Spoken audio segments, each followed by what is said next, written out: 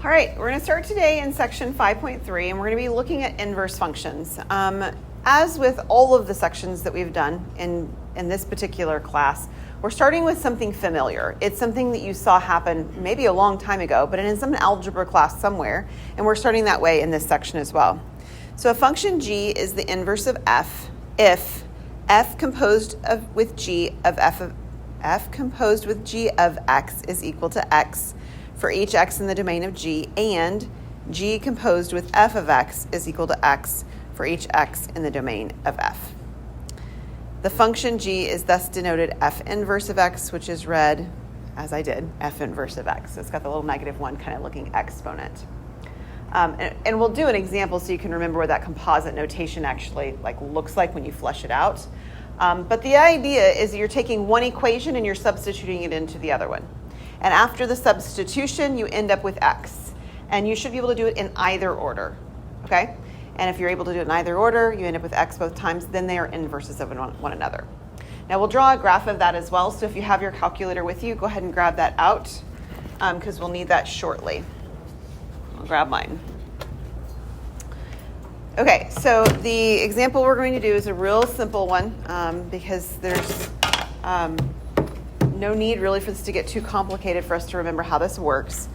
These are actually both lines. The first one obviously looks like a line. The second one looks like a line, but written in a kind of a funny form. And so what we're supposed to show, if they're inverses analytically, is if we take f of g of x like this, we get back x. So what we're going to do is we're going to take this g of x equation, and we substitute it inside of x into the first equation. And we're doing it in that order because the f equation's on the outside. So this 5 goes in here. We're going to replace x with x minus 1 over 5. And we're going to continue on with the f of x equation, which has plus 1 on the end. And we're going to see things just collapse really nicely, right? The 5 on the outside, the 5 underneath, they cancel. That leaves me with x minus 1, and then x minus 1 plus the 1 on the end. The minus 1, the plus 1 cancel. And I'm left with x, okay? So half of the problem was done now, right? That's half of it. And then we're going to do the other half. So that means taking g and composing it with f of x. So I'll do my imagery up here differently now. So no, okay, try again, cut. We're going to take this f of x equation and we're going to substitute it inside here with this x location. So where the x is going to be replaced with 5x plus 1. I now have a minus 1 and an over 5, so this is the replacement piece, right? 5x plus 1. And then you see that the plus 1 and the minus 1, they cancel. Just to show a little bit further, we have 5x over 5, and of course the 5s, they cancel, and I'm left with x. Okay, so one more bit of reminder, you saw this in Calc 1, but this word analytically can also be exchanged for the word algebraically. Okay? So what you're doing is you're using algebra. You're using algebra to show that when you compose these in these different orders, we still get back x either way. Okay, any questions on part A? Okay, so for part B, what it wants us to do is it wants us to graph them.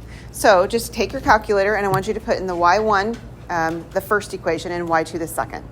So I've got 5x plus 1 in one graph, and then x minus 1 all over 5 in the second graph. Depending on the kind of version your calculator might be putting you into, you might need some parentheses to make sure that you have that numerator of the second fraction all over x. Mine requires that. Many don't, but yours might. And then we're just going to look at a standard window. So that's zoom 6. So that's a standard 10 by 10 window.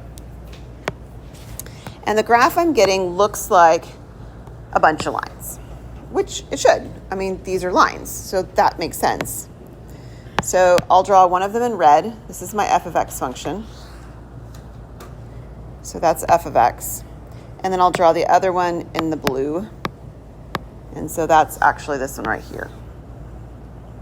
Roughly. Does yours look something like that? Okay, I want you to put one more line in this graph. I want you to hit y equals, and in y3, I want you to put the line y equal x. And I'm going to draw it in on the screen dotted.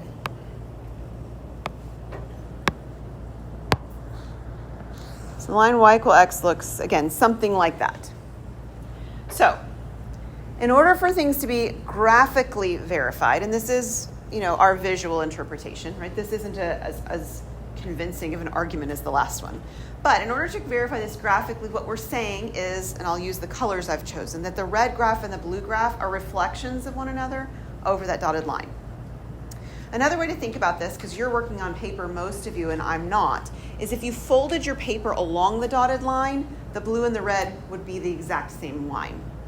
That's what it means to be reflections, okay? So this imagery matches with the idea that we believed these to be algebraically, showed these to be algebraically inverses, and this is the graphical picture of them also being inverses. Okay, so again, what does it look like usually in WebAssign? They usually draw you pictures and you pick which one matches the description and you can compare it back to your calculator. If you were doing this on a test or a quiz or something like that, you'd just be sketching it by hand. All good? Okay. So we're getting somewhere with this. We're not just reviewing this algebra for the fun of it. I mean, although it may be very fun. That's not the point. The point is it's leading us somewhere, and it's leading us somewhere to this idea of things being one-to-one and a horizontal line test. So graphs are one-to-one when a one-to-one function is a function for which every y value corresponds to a unique x value. That is, if f of a is equal to f of b, right? If they have the same y value, then a is equal to b. They have the same x value. So let me draw you what you can't have happen, because that usually fixes the confusion of what's going on here. You can't have a parabola. Why not? Well, because this point and this point have the same y value and different x values. So a parabola would be considered not one-to-one. The lines we had on the previous page would have been one-to-one. And one way to verify this graphically is called the horizontal line test. Now you might be thinking, well, what about that vertical line test? We had one of those too. Vertical line tests verify if we have functions.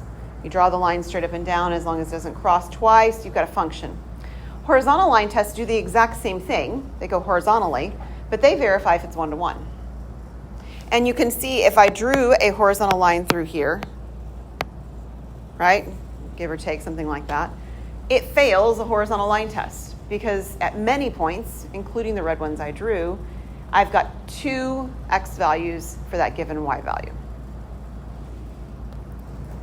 We call a graph strictly monotonic if it is strictly increasing or decreasing on the entire domain.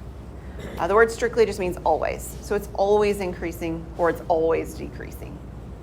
Okay, so if it's always increasing or it's always decreasing, we would say it's strictly increasing or strictly decreasing.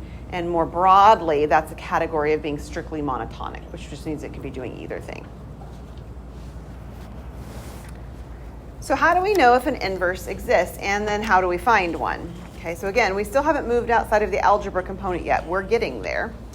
So a function has an inverse if and only if it's one-to-one. So if somebody gives you a graph that's not one-to-one, it's not going to have an inverse. Okay, so if we're starting with a parabola, it's not going to have an inverse. There is a caveat to that on the parabola. Sometimes they will give you a parabola and they will specify that they only want, that's terrible, that they only want one half of the parabola. Right, so it started out looking like this, and they tell you, yeah, but I don't want this part of it. I want it to start right there. So if they specify the domain, they may be able to take a parabola, and you will see this happen in your homework, where it wouldn't have been one-to-one, but because they tell you the x is only going from like 3 to infinity or something like that, now it is one-to-one. So that is the caveat to that. And if f is strictly monotonic on its entire domain, then it's also one-to-one and therefore has an inverse function. I'm going a little off the screen on that one. Sorry about that. No words are off, just the word then is running into it. So we can actually do this from a graph, and that's probably our easiest way to determine if something is one-to-one and then therefore has an inverse.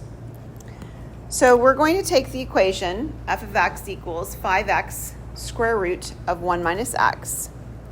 And it says to use the horizontal line test to determine if it's one-to-one, which will then mean it has an inverse. So just graph this one to take out the 3 other graph pieces that we'd had. and type into there 5x square root x minus 1. You should be able to just graph it in the same screen you had before. It gives you an image. It's not a great image. We'll manipulate it next.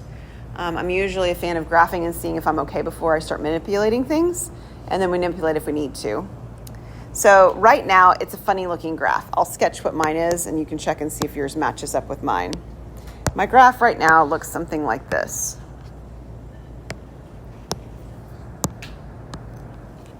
It looks pretty straight even, and you should probably be red flagged to think that's not really straight. My calculator's playing tricks on my eyes because this equation's not a line.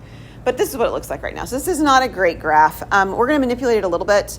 You might have noticed before I deleted it, we'll put it back, that it's not using 3 of the quadrants, right? I don't need the negative y's at all, and I don't need the negative x's at all. So one way to fix the graph right away is inside of your window, start your window at an x minimum of 0 and a y minimum of 0. If you graph it again, it's not going to be perfect, but it's at least going to be zoomed in. And so now the graph looks like this.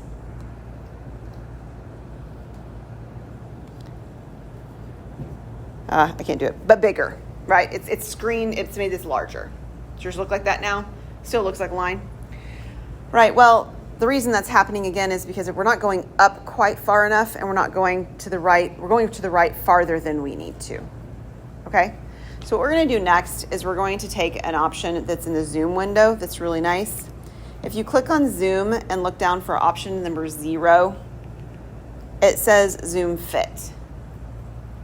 Now what zoom fit does is it takes the y values that you've specified, I didn't say that right, sorry, the x values that you have specified, and it chooses y values that are better, that you would be maybe able to choose on your own, but it does it faster for you. And so your graph ends up looking instead more correct, right? It looks like this. Give or take.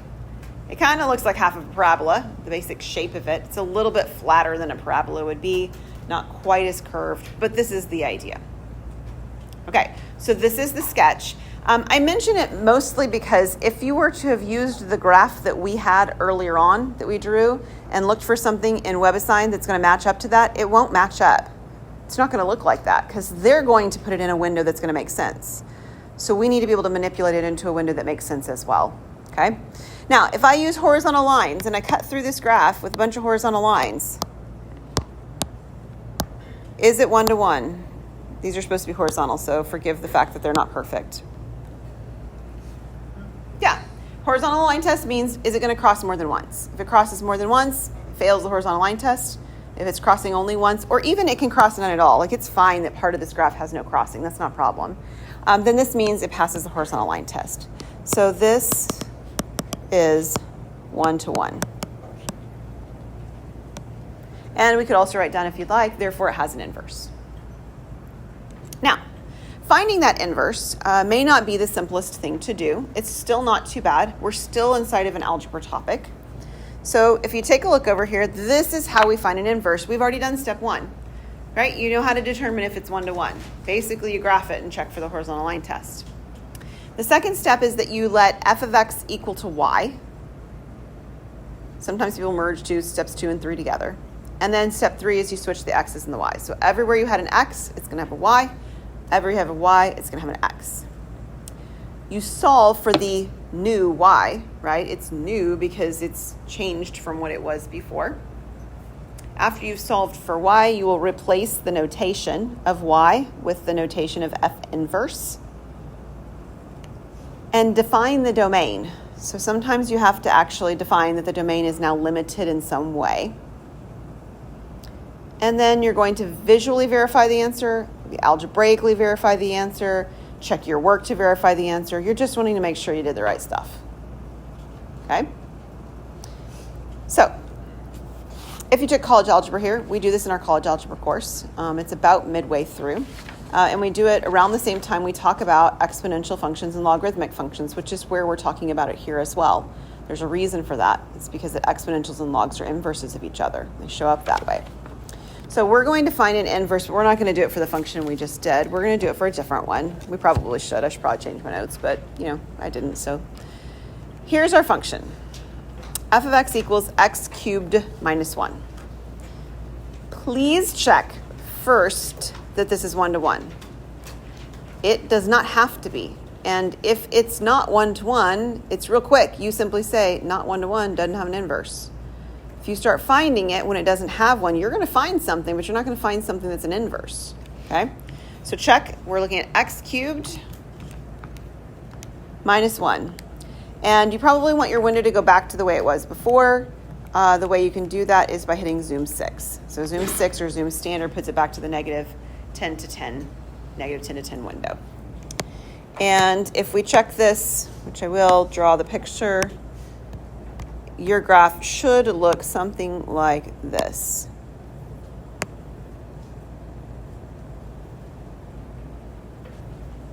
Does it? Okay, good. If you draw horizontal lines through this, is it going to work? Is it ever going to cross more than once? Yeah, it's not going to cross more than once, right? So it's 1-to-1, right? That's the check step to make sure I can continue forward, and I can. So we're going to write down that we did that. We're going to identify that this is the check step. We checked that it's 1-to-1. That's generally not part of the directions of the problem. It doesn't say verify it's 1-to-1 and then find an inverse. It's simply part of the process that you need to check to make sure you aren't doing unnecessary work. All right, so the next thing we're going to do is we're going to do steps. I'm going to combine steps. Well, I'll do steps 2 and 3 separately this time, but we're replace the f of x with y. So this is now going to say y equals x cubed minus 1. And then step 3 is to change the x and y. So now it says x is equal to y cubed minus 1. So you could certainly do that step all at one time. It's done all at one time in my notes. Right? Not a lot of things going on. We're just doing some replacements. All right, but the step 4 is to actually solve this guy. I want to solve for y. So if I'm solving for y, the adding of the 1 would come first. So now I have x plus 1 equals y cubed. How do I get y alone if it's y cubed? A cube root. Okay? So we're going to take a cube root of both sides. So now I have y alone, and I have cube root of x plus 1. So this would be one of those locations that if it had been a square root and we'd actually been allowed to proceed, like we'd only had part of a parabola and we were going forward, we'd have to be careful with the pluses and minuses, right? Take a square root, you have to do plus or minus. You need to be a little bit careful about that. Cube roots don't have that feature. Okay, so we're perfectly fine with this. That was all step 4, was the solving. Step 5 is to rewrite this as f inverse. And so I'm going to rewrite the y, and I'm going to move it to the left, just so that it's on the left. F inverse of x is equal to the cube root of x plus 1. Now, we have found that this is it. Okay, this is it. It's correct. So we're going to verify it. I'm going to have us first verify it with a calculator, and then we're going to verify it algebraically just to have one more opportunity for that algebraic verification, because we only did one, and it wasn't very exciting because it was lines. So we're going to do it both directions, but I want you to realize it's fine just to do it one way. We already have the equation of x cubed minus 1 in the calculator. So now we're going to put in the cube root. The way you can get cube root is underneath the math button. It's option number 4. It looks like a 3, and then there's a root. And then we have x plus 1. And remember, it's helpful to have y equal x drawn in. So in my y3, it's going to say y equal x. So right now, this is what I've got written in. I've got y1 is equal to x cubed plus 1. y2 is equal to the cube root of x minus 1. I think I got the minus and plus backwards, didn't I? I did. That one's plus. That one's minus. And then y3 is equal to x. That's what's in my screen right now, my calculator for graphs. I'm going to graph it. And this is a more exciting looking graph than the previous one. Definitely is. So this graph, not than the previous equation, but then the previous time we checked 2 of them on the same graph, looks something like this. And then my line through the middle with y equal x is right here or so. So you can ignore all my orange lines. In fact, I can delete them. Okay, this is the graph. Does it visually look like they're inverses? Yeah, it's a more interesting one, right? They even cross over each other at this point, right? Where they're also crossing y equal x at that spot. This sort of looks like and it is, an intersection of all the three graphs. It visually checks out. This would be sufficient to call it good. Let's check it algebraically, though, as well. So to check it algebraically means I'm going to do f of f inverse of x. And then in a moment, we're going to do f inverse of f of x. So f of f inverse of x means this f inverse, this piece, gets plugged in to the equation, original equation back up here. So we're going to end up having the cube root of x plus 1, quantity cubed, and then minus 1. What happens when we cube and cube root something? Those cancel. Those are inverse operations. That leaves us with x plus 1. We've got a minus 1 on the outside, and those also add to 0, leaving us with x. Now we're going to flip it around. We're going to do the f inverse of f of x. So over here, instead what we're going to do is we're going to take x cubed minus 1, and we're going to plug it into x down in the f inverse equation. So the f inverse equation says cube root, and then I'm supposed to be doing x cubed minus 1 inside of x, and then I have a plus 1. So taking a look at this first, I've got parentheses that aren't really doing anything for me. They aren't separating any multiplication or additions or anything like that I can simplify and so forth. So I can remove them, and I can see that I have the plus 1 and the minus 1. And then I've got the cube root of x cubed and the cube root of x cubes, inverse operations, leaving me with x. Okay, so this is what it looks like again to do it algebraically. We already did part B. I just didn't put it on the part B screen. My apologies. We'll copy and paste it over there. All right, graph them on the same set of axes, which we did. So there we go. Here's our graph.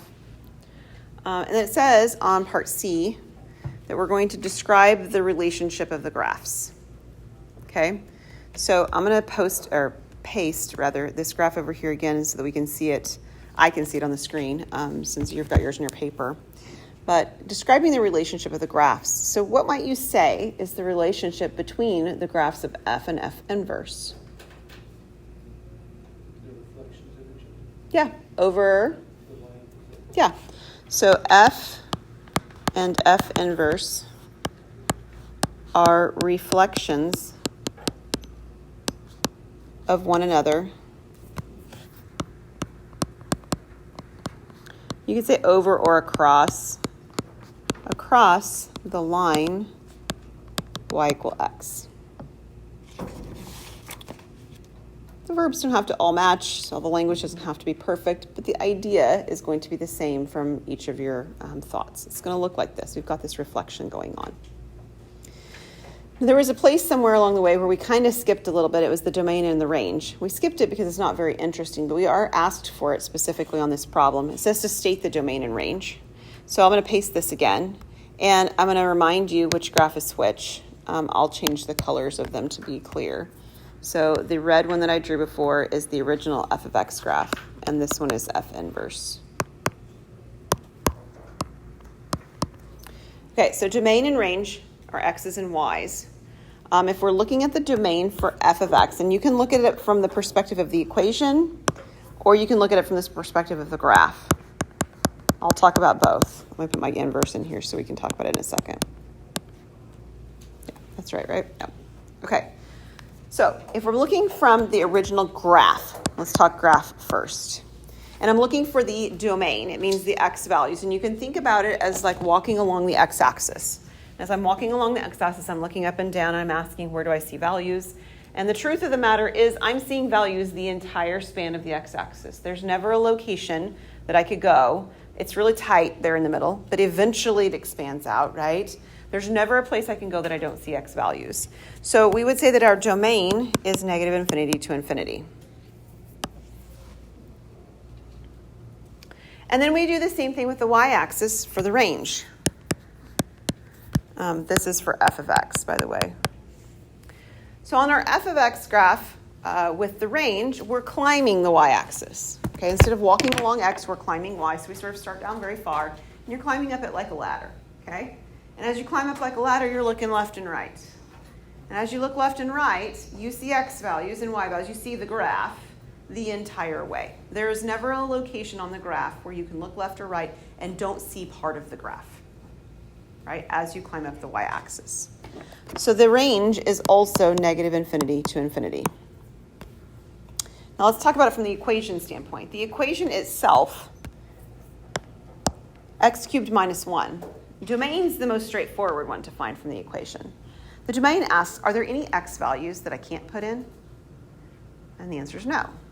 Any x value, I can cube it and take minus 1. Every x value has the ability to do that. Therefore, the domain is all x's, or it's all real numbers, negative infinity to infinity. And then the y's, what comes out, that's a little harder to look at from the equation. But because the x values have the ability to both be positive and negative, they're not trapped by something like a parabola would trap something, right? I'm going to get positive and negative values out for y. And again, there's no places where I'm going to have any problems with x. Therefore, I'm going to get all of the values for y as well. Now, here's the cool thing about f inverse.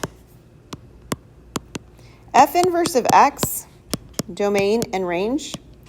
Think about what we did. How did we find f inverse? Well, the crux of the issue was we switched x and y, right? We did some solving and stuff after that, but the part that's actually really important to what we did is the swapping of the x and y. So if domain is x and range is y, and I've switched x and y, then what that means is that my domain for my original graph is now the range for its inverse, because the x's became the y's. Now, it's hard to see that on this one because, they match. But in cases where they wouldn't match, it would be much clearer. And the same is true for my range. My range becomes my domain. It's also negative infinity to infinity. Now, if you forget that, you can still look at the equation and see, or the graph, and see that, right? We'd be looking at the blue graph, walking along the x-axis, climbing up the y-axis. We could do the same thing. We could look at the equation and ask ourselves, what kind of numbers are x allowed to be? And we'd have to say, oh, look, it's cube root. Good to go. It's everything. And we could see that the values that come out of the cube root are always positives or negatives, not just one or the other, like a square root. So we get all of them as well. All right, any questions about the domain and range? Okay, we're going to touch it a little bit on the calculus, and then we're going to move to the next section that's going to require the use of 5.3. Theorem 5.8 talks about continuity and differentiability. Okay? So we're going to let f be a function whose domain is an interval I. If f has an inverse, so this is like the function we just did, then the following are true. If f is continuous, then f inverse is continuous. We saw that happen in the last graph, right? One was continuous, the other one sure was. If f is increasing, then f inverse is increasing. Now, take a look at the graph we just did. Is the red graph increasing? It is. And look at the blue graph. Also increasing, right? Okay, very good. And then if f is decreasing, f inverse is decreasing. That's the sort of counterpart of 3. 3 is the counterpart of 2, excuse me. And then part 4 is the part where actually the calculus comes into play. It says if f is differentiable, remember that means you can find the derivative. If you can find the derivative of f on the interval, and the derivative is not 0, then the inverse is also going to be differentiable.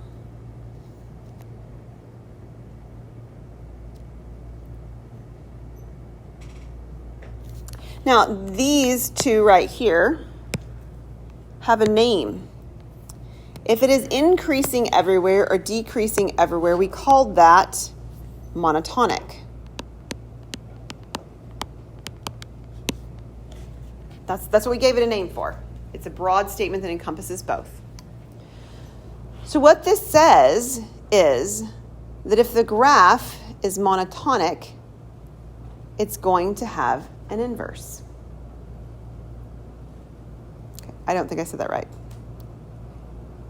Yes, it's going to have an inverse. I did say that right. If the graph is monotonic, it's going to have an inverse. So previous to this, we've had discussions of how do we find an inverse, and we did it with the graph only. We said horizontal line test, check the graph, right? And the graph we did worked, it was all fine. Sometimes the graphs are harder to see that they have an inverse or don't than at other times. So the graph we just did looked like this, right? Roughly speaking. But what if it had had just this tiniest little dip like this and you were zoomed out far enough that you didn't see the dip? Well, that'd be a problem. It would. Your graph would have somehow failed you, and it was probably not your fault. It's just that you were in a window that didn't work very well and you didn't know it. So this works more effectively at keeping those errors from happening. So it says we're going to use the derivative to determine if it's strictly monotonic. So we're going to take a derivative. And this is not a very friendly form of something to take a derivative of. How could I rewrite this so it's easier to take its derivative? Nope, no logs. We won't need that. Something easier than that. Yeah, 4x to the negative 2. So we're just going to bring the exponents up, and it uses the properties a little bit more friendly. All right, so what is the derivative of 4x to the negative 2?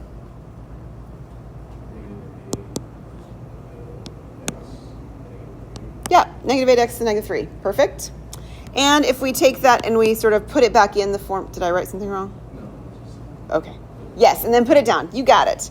And then we write it so that we put the x cubed back down in the denominator. Then it's in the form we started with, a little bit friendlier. Now, it made a condition over here. It says that the derivative can't be 0. I mean, there is a condition about that, okay? Now take a look at the original domain that I was given. The domain I was given is from 0 to infinity. That's the interval I'm on. So on the interval from 0, that doesn't include 0 because there's a parenthesis, to infinity, will this derivative ever equal 0? Will it? No. It won't. If it actually had the 0 in the denominator, it wouldn't even work. It would be undefined, which would be a problem, a different kind of problem. But this graph will not equal 0, okay? So this does not equal 0, so that's the first thing we're going to sort of make note of. That's important. It's the condition that we have to check. So this graph never equals 0. And one of the things that you had learned in Calc 1 is that you can test if something is increasing or decreasing by doing a number line. Does that ring a bell? And on your number line, you can put any locations where it's equal to 0 or does not exist. Now, this doesn't exist at 0. That's actually not a problem because our interval, grief, keep trying to choose the right button. Our interval is actually starting at 0. But from 0 and on, I don't have any locations where this is going to break apart, right? So you might remember doing things like this and checking sign charts. You know, is it positive? Is it negative? Is it decreasing? Is it increasing? That's what we're doing. It's just that there's no breaking it apart because there's no place where the derivative is 0 or doesn't exist on that side of the graph. So we need to look at one of those values, and you get to pick it. I'm going to pick 1 because I like the number 1. Works very friendly. If I put the number 1 into my derivative, what am I going to get? Negative 8. And the important part about that is the negative, the sign. So since I'm getting a negative 8 over here, I don't really mean to put the number 1 like that. I usually write it down here at the bottom that I'm testing the number 1 like this because it's the entire number line that's going to work for this now. This is negative. What does a negative derivative mean? It's decreasing. Okay, so this one tells us it's decreasing. Where is it decreasing? Yeah, the entire domain, which is the 0 to infinity. You got it. Okay, so what's happening? Well, f inverse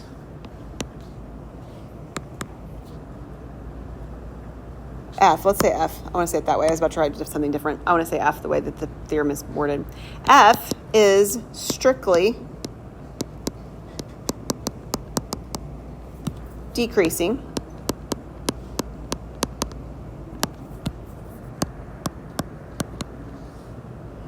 Hence, monotonic.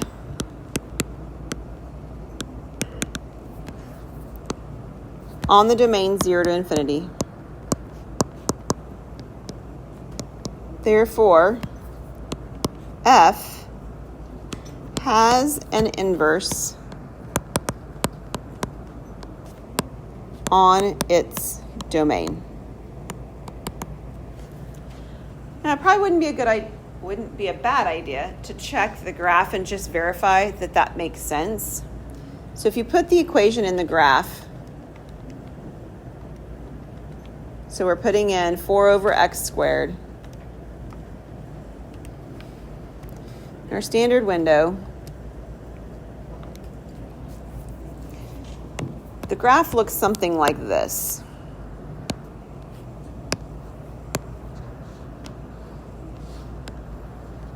Does yours look like that?